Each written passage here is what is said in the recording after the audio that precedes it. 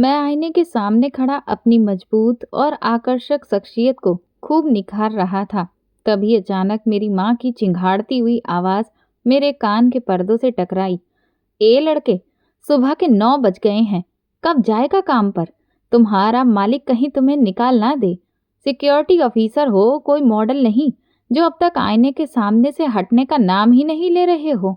Mummy की बात सुनकर मैंने एक नज़र घड़ी की तरफ देखा और फिर बिना कुछ सोचे समझे जल्दी से अपने कपड़े उठाकर पहनने लगा और तुरंत बाहर की तरफ भागा। मेरी मम्मी खाने का टिफिन मेरी तरफ बढ़ाते हुए बोली, हमेशा कहा है कि जल्दी जल्दी तैयार हुआ करो, लेकिन तुम्हें तो आईने के सामने सजने संवरने से फुर्सत ही नहीं मिलती। सिक्योरिटी ऑफिसर होकर अदाएं तो तुम्हारी मॉडल वालों जैसी हैं। पम्मी की बात सुनकर मैं बेचारगी से बोला, अब क्या हो गया है आपको? क्यों आप इतनी बातें सुना रही हो? और हाँ, अपनी दवाइयाँ वक्त पर ले लेना। मैं आ जाऊंगा जल्दी और फिर आपको दवा भी दिलवाने ले चलूंगा। माँ कहने लगी, मेरे घुटनों का दर्द अब ठीक हो गया है, इसलिए तुम बिना बात मेरी दवाइयों पर अपने पैसे बर्बाद मत करो, बल्कि अपनी मंगेतर के लिए कुछ पैसों को जमा करो। तुम्हारी शादी जब हो जाएगी तो वो क्या इस पुराने सामान को इस्तेमाल करेगी? तुम्हारी पत्नी के लिए हम लोगों को नया नया सामान भी खरीदना है। इधर मैं हाँ हाँ बोलकर अपना बैग उठाकर सीधा बंगले की तरफ निकल गया था। मैं एक जज के यहाँ सिक्योरिटी गार्ड था। वहीं पर मेरा पूरा दिन गुजरता था। उनकी सुरक्षा करते करते मेरी खुद की जान गले में अटकी रहती थी, मगर वो इंसान अपनी जालसाजी से बिल्कुल भी बाज नहीं आता था। लेकिन खैर, मेरा हिसाब से क्या ही लेना देना। मुझे सिर्फ और सिर्फ उनकी सुरक्षा करनी थी और रात को अपने घर वापस आना जाना था। मुझे इन सब चीज़ों से कोई फर्क नहीं पड़ता था कि वो क्या करते हैं और क्या नहीं करते। मैं जैसे ही बंगले के दायरे में दाखिल हुआ, मैंने अपनी बाइक पार्किंग में लगाई और फिर जल्दी से अंदर की तरफ गया। मुझे अच्छे से पता था कि वो मेरे इंतज़ार में इस वक्त अपने स्टडी रूम में बैठे होंगे। जैसे ही दरवाज़ा खटखटाकर मैं अंदर दाखिल हुआ, तभी अगले ही पल वो दहाड़ कर बोले, बाहर जाओ, अभी क्लाइंट बैठा हुआ है। मैंने तुरंत एक नज़र जज पर और एक नज़र सामने बैठे हुए इंसान पर डालकर बाहर आ गया। वो मुझे कोई पुलिस वाला मालूम हो रहा था। न जाने क्यों मेरा सिक्स्थ सेंस मुझे कुछ गलत होने का लगातार इशारा दे रहा था। आज तक कभी भी जज साहब ने क्लाइंट के आने पर मुझे कमरे से बाहर नहीं निकाला था। यकीनन कुछ न कुछ तो ऐसा था जो मुझसे छुपाया जा रहा था। मेरे दिमाग में आया कि कहीं उनकी जान को कोई खतरा ना हो, कहीं वो किसी मुसीबत में ना फंस जाएं। ये ख्याल मेरे दिमाग में आते ही मैंने एक बार फिर से दरवाज़ा खटखटाया। इस बार झुंझलाकर जवाब उस पुलिस वाले ने दिया, क्या मुसीबत आ गई है? कौन है? मैं कमरे में जैसे ही दाखिल हुआ और तुरंत जज साहब को देखते हुए बोला, मैं माफ़ी चाहता हूँ, लेकिन सर, मैं बाहर नहीं रह सकता। मैं यहाँ पर आपकी सिक्योरिटी के लिए तैनात हूँ। अगर मैं अपनी ड्यूटी ईमानदारी से नहीं निभाऊंगा तो फिर मैं पैसे किस बात के लिए ले रहा हूँ? इसलिए मैं यहीं पर खड़ा होना चाहता हूँ। उन सबके पास हथियार मौजूद थे और मैं किसी भी तरह का रिस्क नहीं लेना चाहता था। मेरी बात सुनकर मेरे मालिक मुस्कुराने लगे, जबकि वो आदमी मुझे नफरत भरी नज़रों से देखते हुए बोला, तुम्हें एक बार में समझ में नहीं आ रहा है? बाहर जाओ, वरना अभी के अभी मैं तुम्हारा एनकाउंटर कर दूंगा। जबकि उधर जज साहब कहने लगे, अरे अरे शर्मा, क्या हो गया है? ये मेरा बहुत वफादार आदमी है, तुम इसकी फिक्र मत करो। अगर इसने कुछ सुन भी लिया तो ये सब कुछ कमरे के अंदर ही रहेगा। अब देखो, मैं इसे ऐसे बाहर नहीं रख सकता, क्योंकि ये अपनी जान पर खेलकर मेरी सुरक्षा करता है। तुम जानते हो, एक बार तो इसने मेरी खातिर अपनी टांग पर गोली भी खा ली थी, इसीलिए मैं इसको मायूस नहीं करना चाहता। फिर जज साहब ने मेरी तरफ इशारा करके कहा, तुम मेरे पीछे आकर खड़े हो सकते हो। मैंने हाँ में सिर हिलाया और कायदे से उनके पीछे खड़ा हो गया, लेकिन मेरी नज़रें अभी भी इस इंस्पेक्टर के ऊपर ही टिकी हुई थीं। जबकि वो जज को देखते हुए बोला, देखिए, जब आप अकेले हों तब आप मुझे बुला लीजिएगा। इस तरह मैं किसी और के सामने अपना पर्सनल मैटर आपके साथ डिस्कस नहीं कर सकता।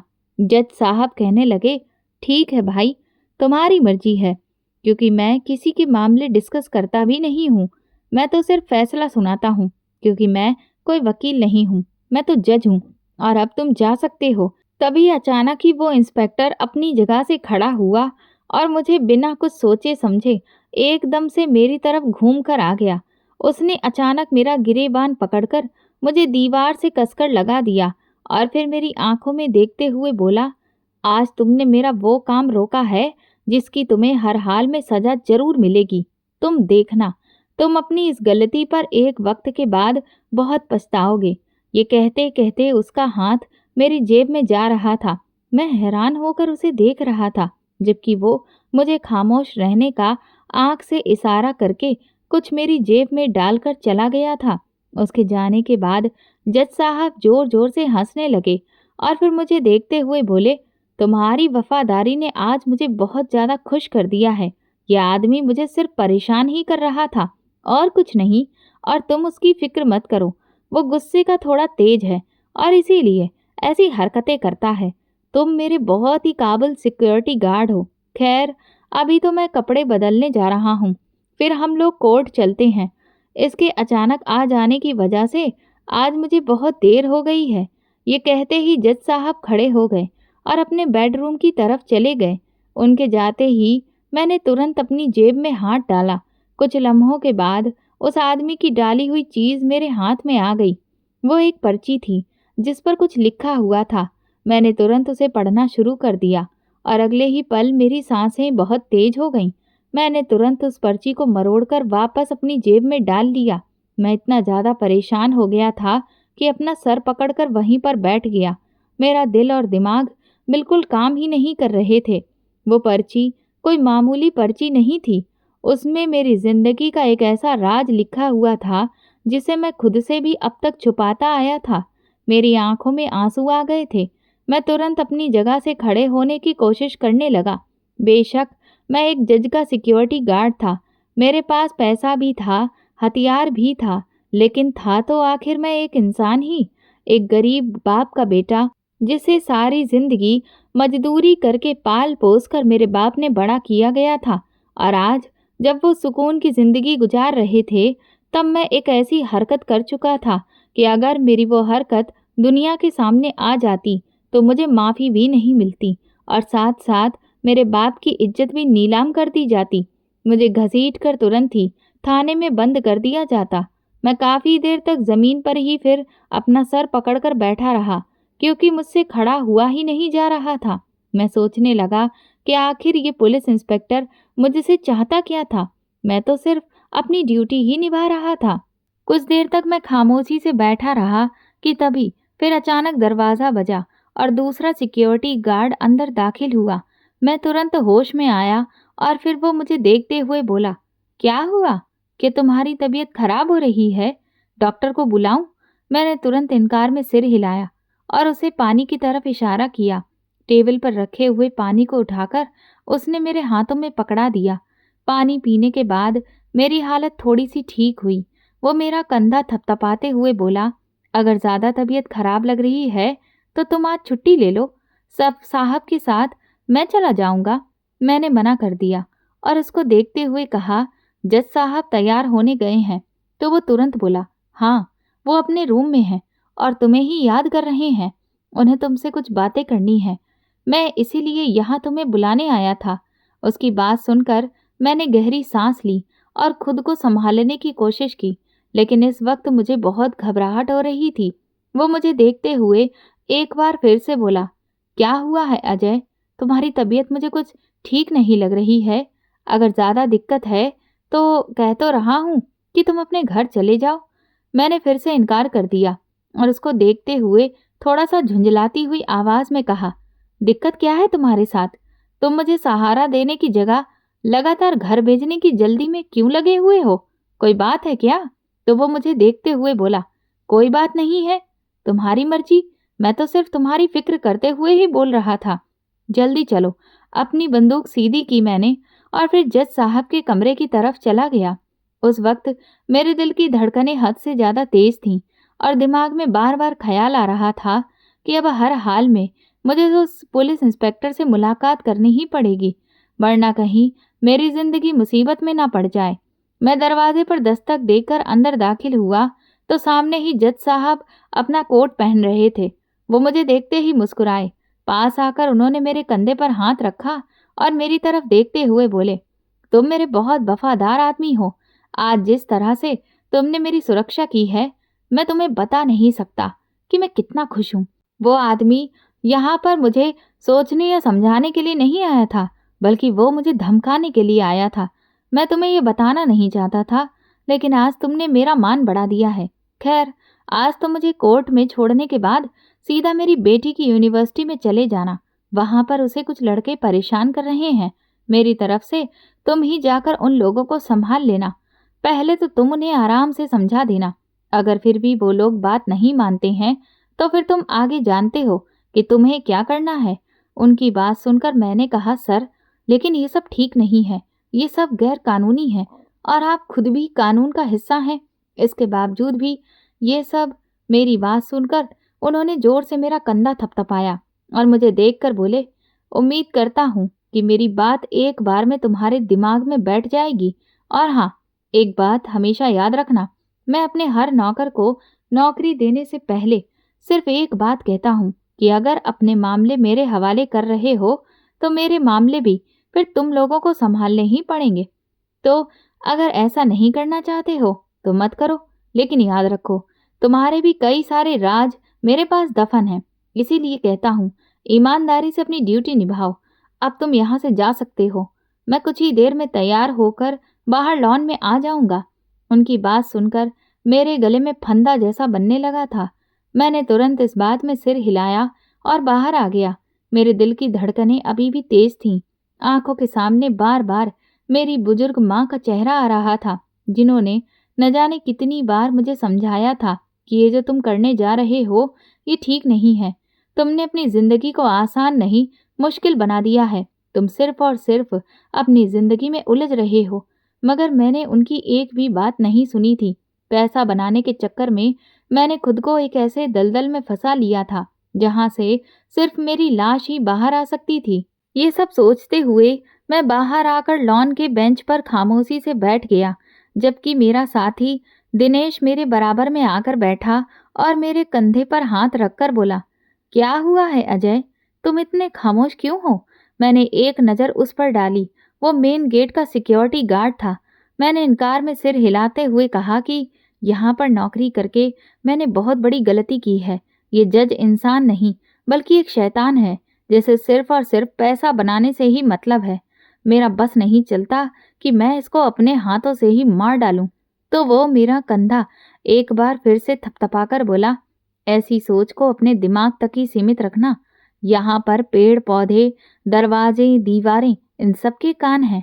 अगर तुम्हारी ये बात उस जज तक पहुंच गई ना, तो वो तुम्हारी सांसें तुमसे छीन लेगा। तुम अच्छे से जानते हो कि वो कितना बड़ा दरिंदा है। खैर, अपना दिल छोटा मत करो। अगर तुम्हें कोई परेशानी है तो तुम बेझिझक मुझे बता सकते हो।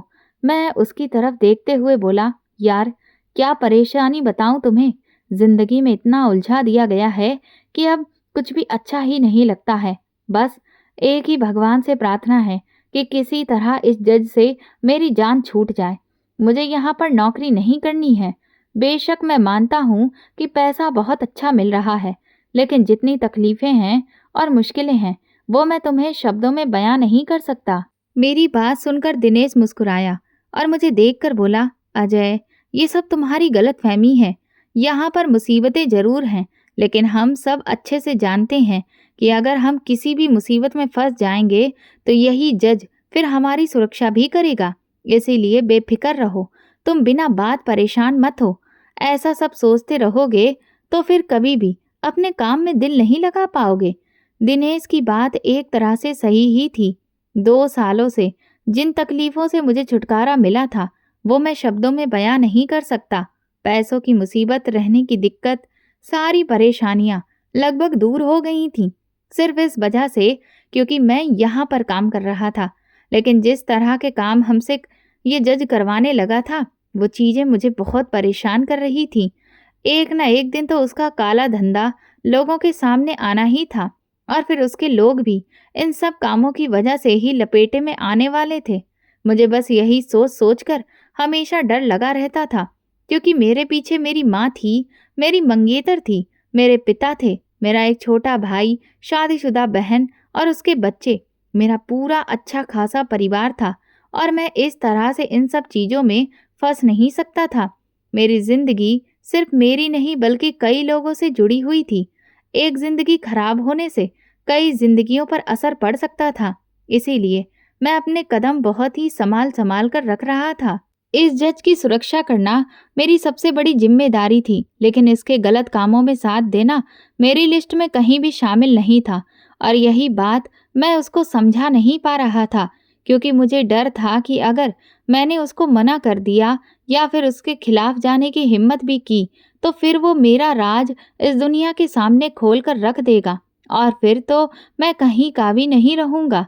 ये इंसान बहुत ही तेज था।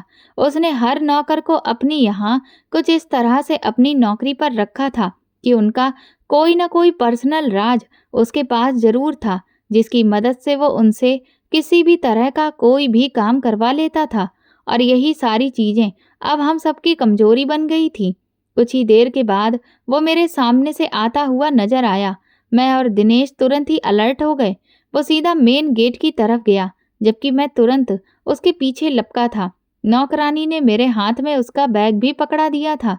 मैं जल्दी से आगे बढ़कर जज के लिए गाड़ी का दरवाजा खोलने लगा और तुरंत फ्रंट सीट पर ड्राइवर के साथ आकर बैठ गया। गाड़ी अपनी रफ्तार से आगे बढ़ रही थी, जबकि जज बिल्कुल खामोशी से बाहर की तरफ देख रहा था। एक लम्हे के लिए मेरे दिल में ख्याल आया कि मैं इन्हें मना कर दूं कि आज मैं यूनिवर्सिटी नहीं जा सकता, मुझे अपने घर जाना है। मैं इन सब कामों में नहीं पड़ना चाहता था। पिछली बार भी उसका बताया काम पूरा करके मेरा पूरा दिन ही बर्बाद हो गया था। कई दिनों तक मैं इसी ख्याल में डूबा रहा कि क्या मैं इतना जानवर बन चुका हूँ कि पैसों की खातिर कुछ भी कर गुजरूं। लेकिन मैं जानता था कि इस इंसान पर मेरी बातों का कोई फर्क ही नहीं पड़ता है। एक लंबा सफर तय करके हम लोग कोर्ट पहुंच गए थे। मैं उन्हें लेकर सीधा उनके मेन ऑफिस की तरफ आया। दरवाजे पर पहुंचते ही वो ठहर गया, मेरे कंधे पर हाथ रखते हुए बोला, अब तुम जा सकते हो, और मैं उम्मीद करता हूँ कि तुम मेरा काम बहुत ही ईमानदारी से निभाओगे। मेरी बेटी को बिल्कुल भी परेशानी का सामना नहीं करना पड़ेगा। उन लड़कों का दिमाग अच्छे से ठीक कर देना। शुरू शुरू में तो तुम बस बात ही करना, लेकिन जब तुम्हें लगे कि मामला हाथ से बाहर निकल रहा है, तो फिर तुम अपना करिश्मा दिखाना। बाकी आगे मैं सब संभाल लूंगा। ये कहकर वो अंदर चले गए, जबकि मैं अदब से सर झुकाए पीछे की तरफ हो गया। मेरी आंखों में आज पहली बार आंसू आ रहे थे। इस काम को करते हुए मुझे 2 साल हो चुके थे, लेकिन इन 2 सालों में जितना परेशान मैं हुआ हूँ, शायद ही किसी को इतनी परेशानी हुई हो। ना तो मैं अपनी मंगेतर को वक्त दे पाता था, ना ही मैं अपने घर वालों के लिए वक्त निकाल पाता था। बस हर वक्त जज के पीछे पीछे ही मुझे लगा रहना पड़ता था, और इसके गलत कामों में मुझे इसका साथ देना पड़ता था। यही चीज मुझे अंदर ही अंदर कचोटती रहती थी। सिक्योरिटी गार्ड का काम होता है अपने मालिक की सुरक्षा करना, लेकिन यहाँ पर तो मामला उल्टा ही था। मैं यहाँ पर सिक्योरिटी गार्ड नहीं, बल्कि अब उसका पर्सनल असिस्टेंट बन गया था। उसका हर नीच काम मैं ही संभालता था।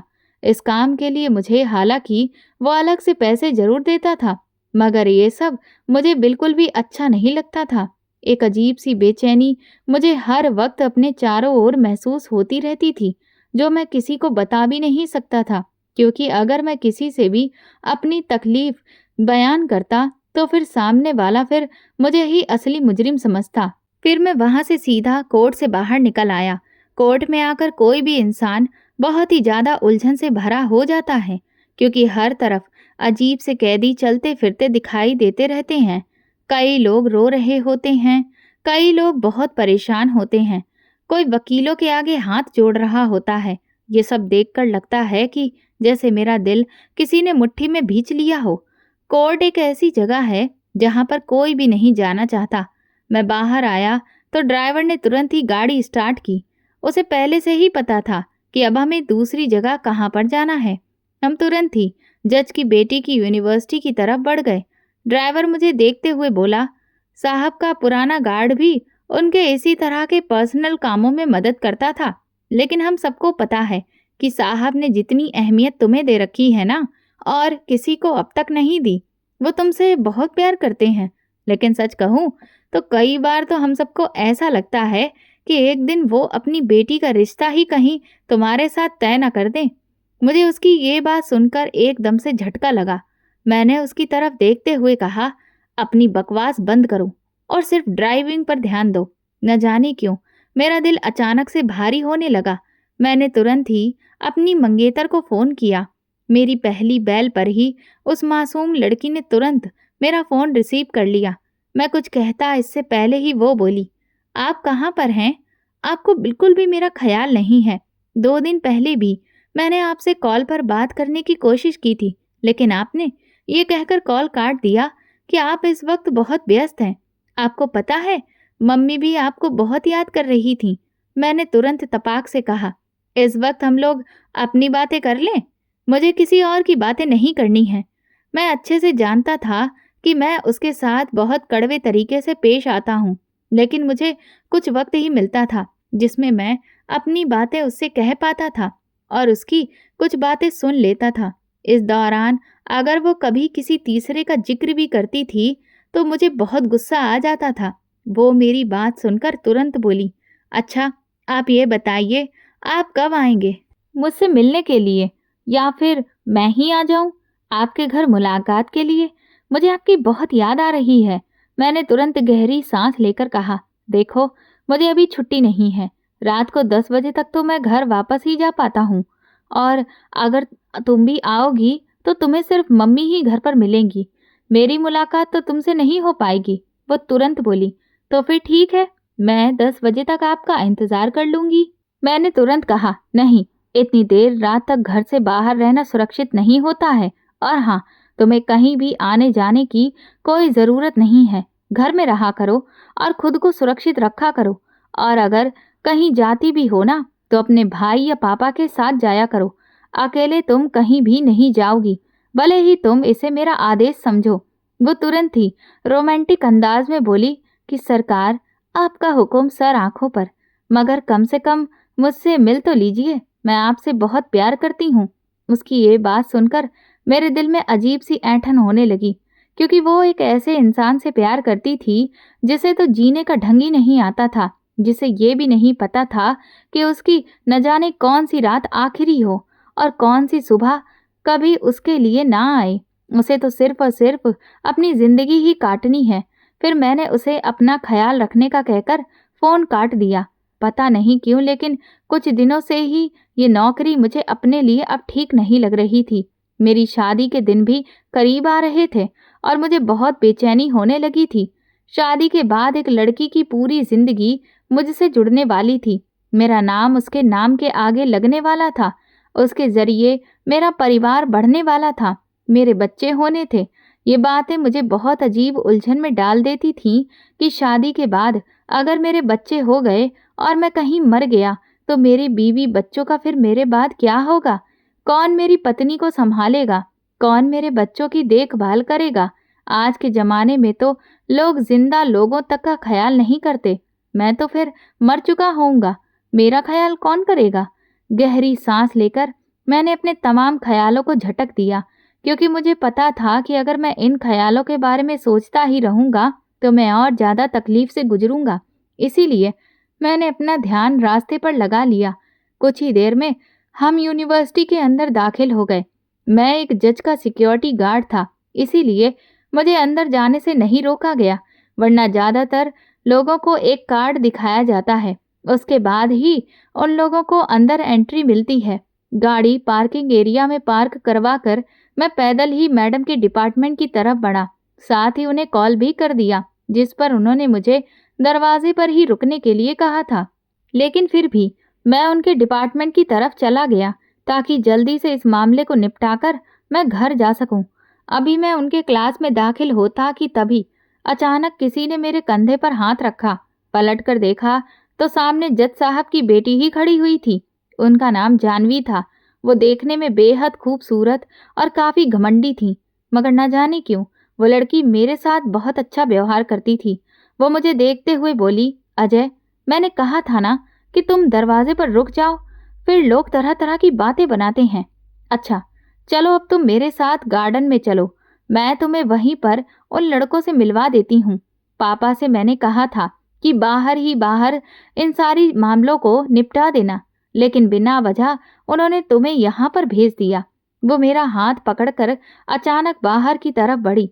उसका मेरा यूं इस तरह से हाथ पकड़ लेना मुझे बिल्कुल भी अच्छा नहीं लगा। मेरी मंगेतर को भी ये सब पसंद नहीं है। वो तो हद से ज़्यादा इमोशनल है मुझे लेकर। वो छोटी छोटी बातों पर रोना शुरू कर देती थी। कभी कभी तो मुझे बहुत गुस्सा भी आता था कि मम्मी ने कैसी मासूम सी लड़की मेरे पल्ले से बांध दी है। मेरे जैसे इंसान के साथ तो कोई ऐसी होनी चाहिए थी जो हर तरह के हालातों का मुकाबला कर सके। जानवी मुझे लेकर गार्डन में आ गई। वहां पर उसने एक ग्रुप की तरफ इशारा करते हुए कहा कि इस ग्रुप के 3 लड़के मुझे लगातार परेशान कर रहे हैं। कभी पार्किंग एरिया में, तो कभी कैंटीन में, तो कभी क्लास में लगातार मुझ पर टिप्पणी करते रहते हैं कि मैं एक फर्जी लड़की हूँ और अपने बाप के दम पर मुझे इस यूनिवर्सिटी में एडमिशन मिल गया है, वरना तो मुझ में कोई काबिलियत ही नहीं है और आगे भी मैं अपने बाप के दम पर ही पास होती रहूंगी। मेरे अच्छे नंबर भी मेरे बाप की वजह से ही आते हैं, जबकि हकीकत ये है कि ऐसा कुछ भी नहीं है। मैं खुद से बहुत मेहनत करती हूँ और कोई भी मेरी मेहनत पर इस तरह से कीचड़ उछाले, ये मैं बर्दाश्त नहीं कर सकती। अब तुम ही इन्हें अच्छी तरह से हैंडल करो। मैं यहीं पर बैठी हुई हूँ। मैंने तुरंत हाँ में अपना सिर हिलाया और एक नज़र अच्छी तरह से उन लड़कों को देखा। उसके बाद मैं उनकी तरफ बढ़ गया। मेरे आगे ही पिस्टल लगी हुई थी और मैंने सिक्योरिटी गार्ड का यूनिफॉर्म भी पहना हुआ था। ऊपर से मेरी शकल सूरत काफ़ी अच्छी थी और बॉडी भी किसी बॉडी बिल्डर से कम नहीं थी। कई लड़कियां तो वहां पर मुझे देखकर आहें भरने लगी थीं, मगर मैंने किसी की तरफ भी ध्यान नहीं दिया था। मैं सीधा उन लड़कों के पास आया। वो सब मुझे देखकर एकदम से अलर्ट हो गए, जबकि मैं उन तीनों का नाम लेकर एक तरफ खड़ा हो गया। वो तीनों मेरे पास आकर लाइन से खड़े हो गए। उनके अंदाज से साफ झलक रहा था कि वो भी किसी बड़े बाप की औलाद ही हैं। मैंने उन तीनों को देखते हुए अपने खतरनाक अंदाज में बोला, बहुत चर्बी चढ़ गई है तुम लोगों को। तुम तीनों को पता नहीं है कि जानवी मैडम किसकी बेटी है? फिर वो मुझे देखते हुए बोले, और तुम्हें पता है कि हम किसके बेटे हैं? इससे पहले कि वो और कुछ कहते, मैं तुरंत बोल पड़ा, तुम चाहते हो कि मैं अपने तरीके से तुम लोगों को समझाऊं? जज साहब ने ऑर्डर दिया है कि तुम तीनों की हड्डियां ही तोड़ दी जाएं, और मुझे देखकर तो तुम्हें समझ में आ ही गया होगा कि ये काम मेरे लिए कोई मुश्किल नहीं है। लेकिन देखो, फिलहाल मैं ऐसा कुछ भी नहीं कर रहा, क्योंकि तुम तीनों स्टूडेंट हो और मैं स्टूडेंट्स की कदर करता हूँ। इसलिए बेहतर यही होगा कि मेरी बात आराम से समझ जाओ और अपनी हरकतों से बाज आ जाओ, वरना तुम लोगों के लिए बहुत बड़ी मुश्किल भी खड़ी हो सकती है। तभी उनमें से एक ने मेरे कंधे को हल्का सा टच करते हुए बोला, तुम्हें जो करना है तुम करो, हम तुम्हारे सामने ही खड़े हैं। वो लड़की अपने बाप के दम पर आगे बढ़ रही है और हम सब उसे यही बोलेंगे, चाहे कुछ भी हो जाए। तभी मैंने अचानक आगे बढ़कर उन तीनों की जेब में एक एक सफ़ेद पुड़िया डाल दी। वो तीनों समझ ही नहीं पाए कि मैंने ये एकदम से क्या किया। दरअसल यही हमारा तरीका था, ब्लैकमेल करके सामने वाले को घुटनों के बल झुका देना। मेरी ऐसी हरकत पर वो तीनों एकदम हड़बड़ा गए, लेकिन मैंने तुरंत फ़ोन निकाला और पुलिस को कॉल करने के लिए कहा। तभी वो तीनों मुझे घबराई हुई नज़र से देखने लगे। उन्होंने तुरंत वो सफ़ेद पुड़िया अपनी जेब से निकाल दी। वो ड्रग्स की छोटी छोटी थैलियाँ थीं। मैंने उनको देखते हुए बोला, अभी मैं बस पुलिस को फ़ोन करता हूँ और उनसे कहूँगा कि तुम लोग यहाँ पर ड्रग्स बेच रहे हो। कुछ मिनट में ही तुम तीनों का हिसाब किताब हो जाएगा। मैंने ये बात इतने धीरे से कही कि सिर्फ वो तीनों ही सुन सकें, जबकि वो तुरंत घबराकर बोले, लेकिन ये तो झूठ है, ये तो अभी आपने हमारी जेब में ही डाली है। मैंने तुरंत कहा, क्या सबूत है तुम्हारे पास कि मैंने ही तुम्हारी जेब में ये पुड़िया डाली है? वो लड़की एक जज की बेटी है और तुम्हें पता है कि एक जज बड़ी आसानी से तुम तीनों को जेल के अंदर पहुंचा सकता है और बहुत ही आराम से ये बात भी साबित कर सकता है कि तुम लोग ड्रग डीलर हो। आइंदा के बाद अगर जानवी की तरफ तुम तीनों ने आंख उठाकर भी देखा ना, तो याद रखना, तुम लोगों को तुम्हारे घर से ही पुलिस उठाकर ले जाएगी और फिर तुम्हारे बाप कितनी भी ताकत क्यों न लगा लें, कोई भी तुम्हें छोड़ नहीं सकेगा। बात समझ में आई? ये कहते ही मैंने उन तीनों से ड्रग्स की थैलियां छीन ली और वापस अपनी जेब में डाल ली और फिर से उन तीनों की आंखों में घूरते हुए जोर से कहा, अब आगे से ख्याल रखना, वो लड़की कोई साधारण लड़की नहीं है। ये कहते हुए मैं वापस मुड़ गया। मुझे अच्छे से पता था कि अब वो तीनों इतना डर चुके थे कि मर जाएंगे, लेकिन जानवी की तरफ आंख उठाकर भी नहीं देखेंगे, क्योंकि ये बात तो वे लोग भी बहुत अच्छे से जानते थे कि एक एजुकेशन इंस्टीट्यूशन से ऐसे स्टूडेंट्स का पकड़ा जाना जो ड्रग्स जैसे गंभीर मामले में शामिल हो, ये एक बहुत ही बड़ा कलंक होता और जिससे किसी भी स्टूडेंट का पूरा करियर बर्बाद हो सकता है और साथ ही साथ इससे इंस्टीट्यूशन की इमेज भी खराब हो सकती है। इसी वजह से वो तीनों ही सर झुकाकर मेरे सामने से हट गए। मैंने तुरंत ही आकर जानवी मैडम से कहा कि अब आपको कोई दिक्कत नहीं होगी, तो वो मुझे थैंक यू कहने लगी। मैंने सिर्फ एक नज़र उस लड़की के खूबसूरत चेहरे पर डाली और सर झुकाकर सीधा गाड़ी की तरफ बढ़ गया। मैं अभी गाड़ी में बैठा ही था कि तभी मेरा मोबाइल फ़ोन बजने लगा।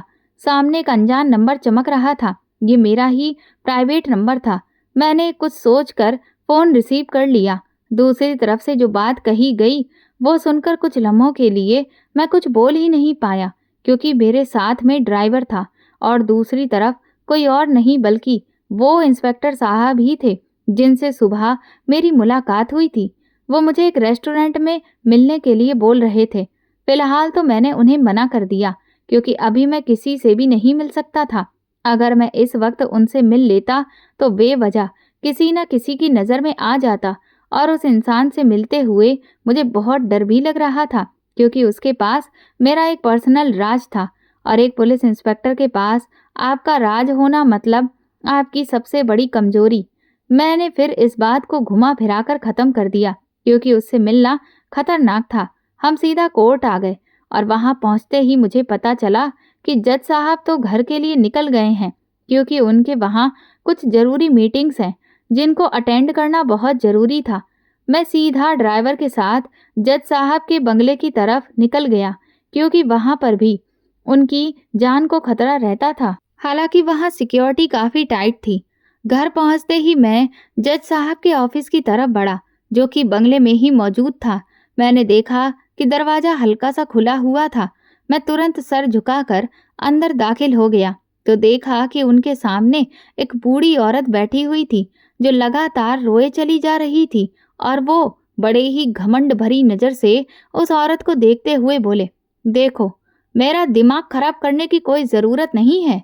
ये सब कुछ हम दोनों की रजामंदी से ही हुआ है। अब अगर तुम्हारी बेटी प्रेग्नेंट हो गई है तो इसमें मैं क्या कर सकता हूँ? अब तुम जाओ यहाँ से।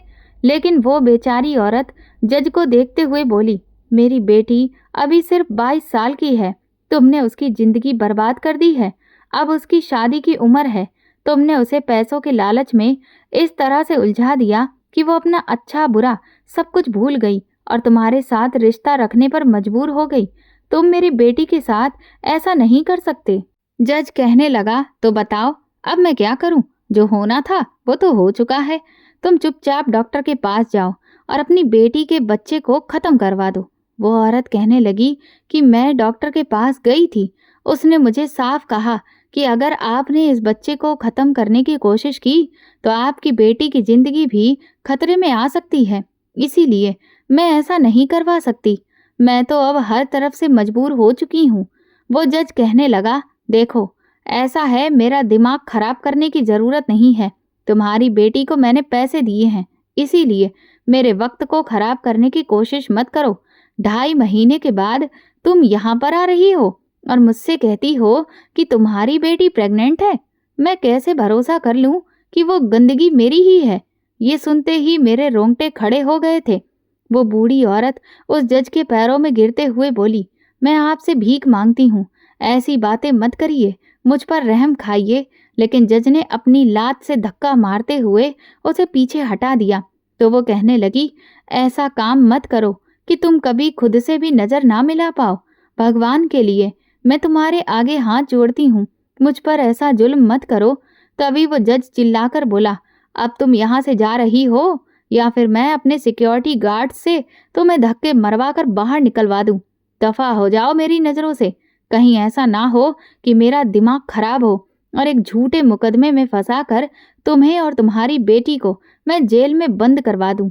इसलिए बेहतर यही होगा कि अपनी औकात में रहो और जाकर उसकी किसी से भी शादी करवा दो या फिर उसके बच्चे को ही खत्म कर दो।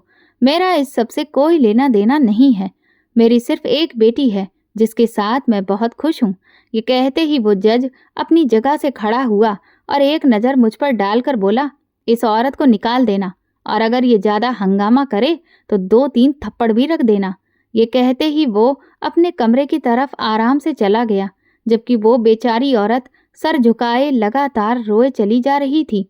ये सब कुछ देखकर ऐसा लग रहा था जैसे किसी ने मेरा कलेजा ही चीर दिया हो। मेरे सामने ऐसे बहुत सारे केसेस आते रहते थे, लेकिन आज पहली बार इस औरत की बेबसी को देखकर मेरा जमीर बुरी तरह से चीख उठा था कि अजय, अब बस भी कर दो। कब तक अपने जमीर को इस तरह से सोया रहने दोगे?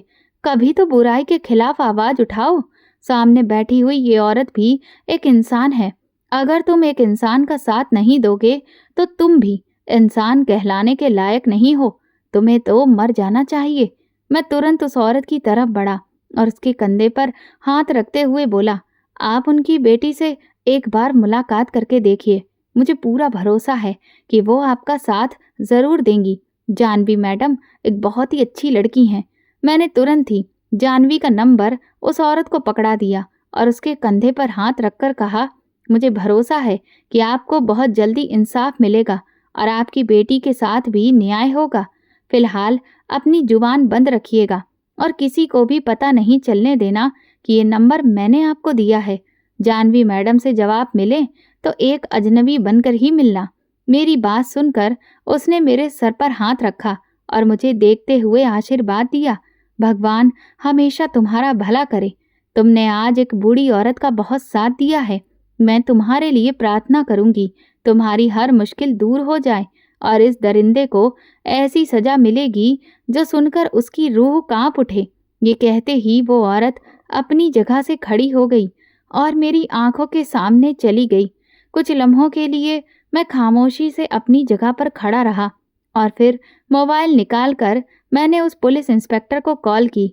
पहली बैल पर ही उसने मेरा फ़ोन रिसीव कर लिया। मैंने धीमे लहजे में कहा, आप आज रात 11 बजे तक साधारण कपड़ों में मेरे घर पर आ जाइए और हम फिर वहीं से पास के होटल में बैठकर बात कर लेंगे। गुड्डू के ढाबे पर आपको वहां पर मिलने से कोई दिक्कत तो नहीं है?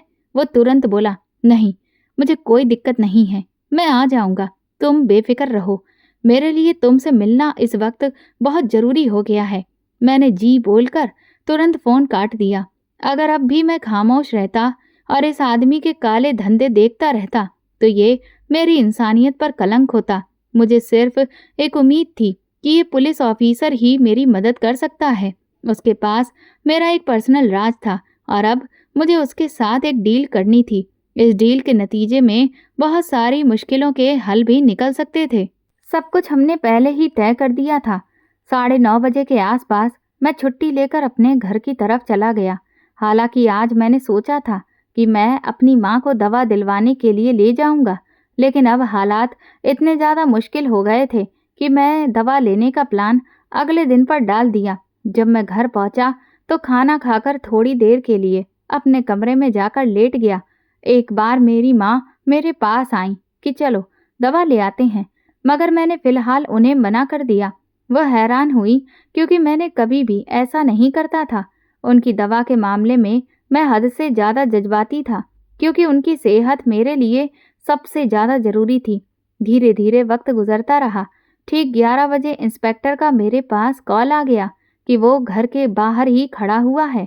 मैंने माँ को बताया, फिर मैं सीधा उसके साथ गुड्डू के ढाबे की तरफ बढ़ गया।